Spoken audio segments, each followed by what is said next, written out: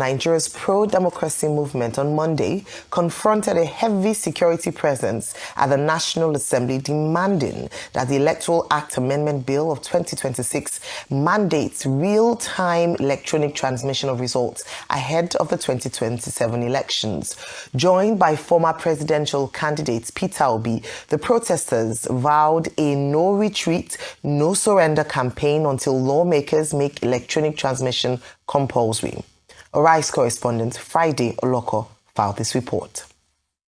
As preparations for the 2027 general elections gather momentum, tensions are rising over proposed amendments to the Electoral Act. Are we lazy? No! This is a gathering of over 70 civil society organizations committed to electoral reforms and protection of democracy in Nigeria.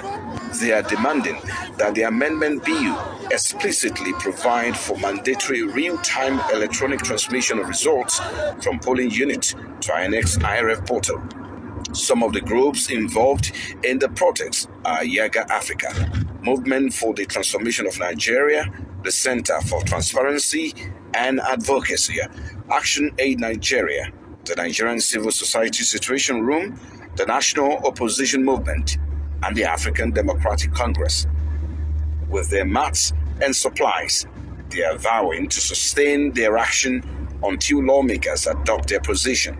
Protesters remain outside, having been denied entry into the complex by security operatives. Our electoral process must be transparent. Our electoral process must be free and fair. I've said it several times. If you want to be, answer His Excellency. If you want to answer distinguished, if you want to answer honorable, the process through which you come into office must be honorable, it must be distinguished, and it must be excellent. The executive director of the Center for Transparency and Advocacy, Faith Nwatishi, warns that any short of real-time transmission could undermine the electoral credibility. The implication for the 2027 election is that we will now allow the judiciary again to decide who governs this country. We will have to review the role of the judiciary in deciding final election results, because we are here today because of the judgment that was given by the judiciary concerning the transmission of results. Convener of the National Opposition Movement, Bishop Okoronko, and ADC Deputy National Publicity Secretary Queen Oki, described the resistance to electronic transmission as an attempt to weaken the people's will. We are here to tell the National Assembly to make sure that electronic transmission of results from the polling unit to the INEC Collation Center is made mandatory, and also to say that it should be a capital offense for anybody to try to mutilate a result. We want a situation in this 2027 where the results that are gotten from the polling units are the same when it is announced. ADC chieftain and former presidential aide Loretta Onoche calls for stronger democratic safeguards in the public interest. So I have come to show solidarity with other Nigerians, because in a democratic setting, everyone has one vote, and the majority at the end of the day carries the vote. The laws that they make is for good governance. That is why we have come today to talk about the real-time electronic transmission of results. With protesters threatening to prolong sit-out, attention now turns to the Senate and whether lawmakers will yield to mounting pressure or hold firm in the days ahead. Electoral Amendment Bill are being considered by the Senate, and today there's that emergency meeting convened by the Senate President himself. What's your take on these stories? Okay, a couple of things. Number one, I think the arguments are clear enough as we speak today that the way to go is electronic transmission. Let me nail the last arguments. You know, I've been making a series of arguments since yesterday.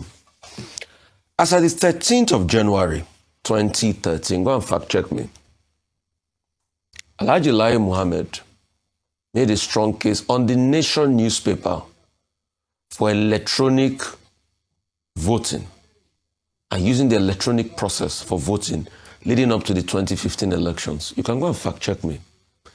The question we should ask is, why is it that those that made a strong case for it then are balking today?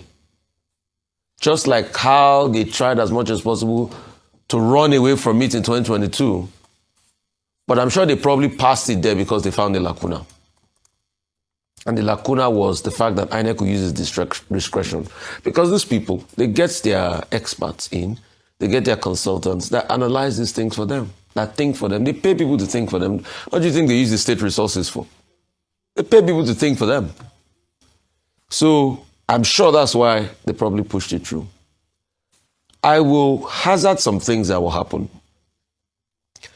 It will get to a point where the pressure gets a lot on them. They might balk, they might not balk. But if they balk, there will be another problem.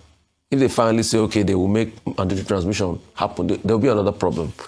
The problem with the president's assent, and they're going to play around that for a while. Might probably be a replica of what happened in 2019, or it might be a different mode they are going to use. They will see every way to be able to frustrate the assent. Let me push it one step further. They know that Nigerians do not follow up. Till today, the committee they set up in December to review the tax complaints, has that committee give you a report as of February? The discrepancies in the tax results, has the committee give you their final report? So because they know that attention is like that of what we call Drosophila melanogaster, that of a fruit fly.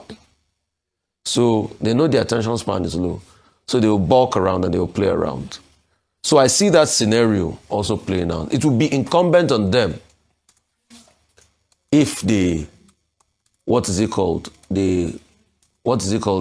finally get it signed by the president. And in an event where they get it signed, it will have probably because they will have also go to look at other provisions that you will not see, and their advisors will have told them, okay, there's a wiggle room here.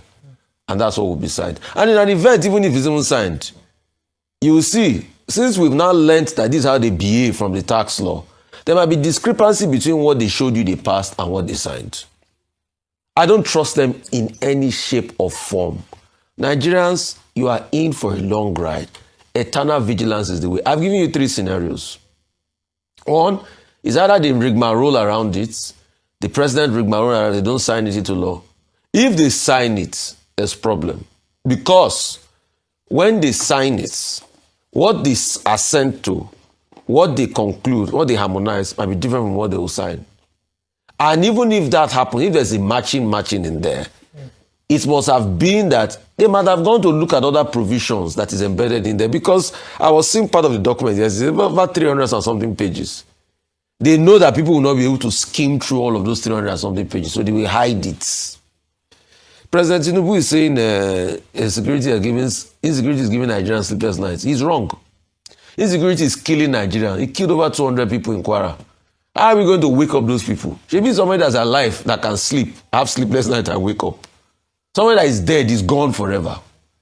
So when Mrs. Tinubu was also going to speak in America, what we are just begging both of them is end insecurity. You are the one that is the commander-in-chief. If you were not commander-in-chief, I will never bother you one day. All of this I'm saying today is because President Tinubu is president.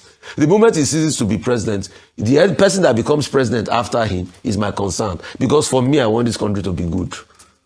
So they should look for ways to fix insecurity. The airstrike is a blessing. You can say any platitudes you want to say in America. Have we stopped the killing? No. As long as we have not stopped the killing, we have not started.